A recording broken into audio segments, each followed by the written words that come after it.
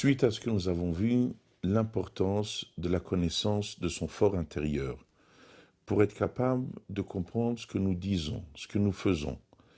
Car des fois nous pensons bien faire, mais la non-connaissance de notre nous empêche d'être conscients que nous faisons le contraire de notre volonté initiale.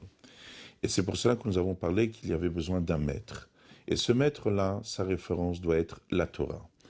Et dans cette démarche que la référence doit être la Torah, il faut faire très attention car on peut enseigner la Torah. Mais si la volonté que l'élève ne puisse pas devenir autonome est l'antithèse de la transmission. La base de la transmission est de permettre à l'autre de devenir autonome. Ce que je voudrais vous parler aujourd'hui, c'est de cette particularité de la Torah.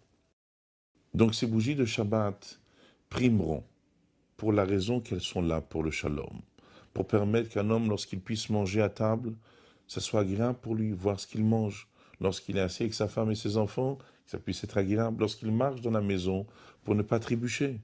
Les bougies de Hanouka, malgré que leur message est quelque chose d'unique, d'extraordinaire, mais leurs missions ne sont pas là pour faire le shalom à ce niveau-là. Donc on nous dit la halakha, les bougies de Shabbat primeront. Pourquoi ?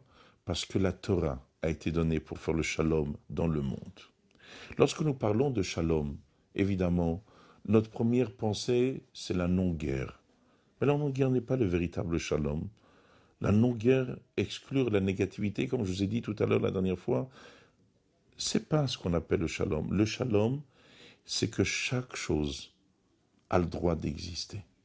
Ça, c'est la véritable notion du shalom. Non pas ne pas être en guerre avec l'autre, mais pas simplement que chaque chose, une chose n'est pas en guerre avec l'autre, elle a le droit d'exister. Pas simplement qu'elle a le droit d'exister, elle doit exister pleinement. Qui a cette science qui est capable de donner place à chaque chose, et pas simplement donner place à une chose sur le compte de l'autre, mais que chacun trouve sa place, chacun d'une manière épanouie.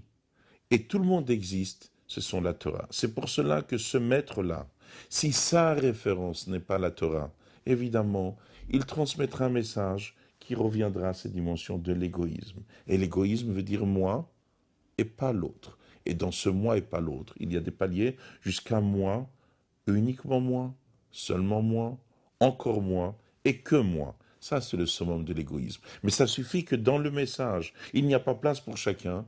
C'est déjà l'antithèse de la Torah.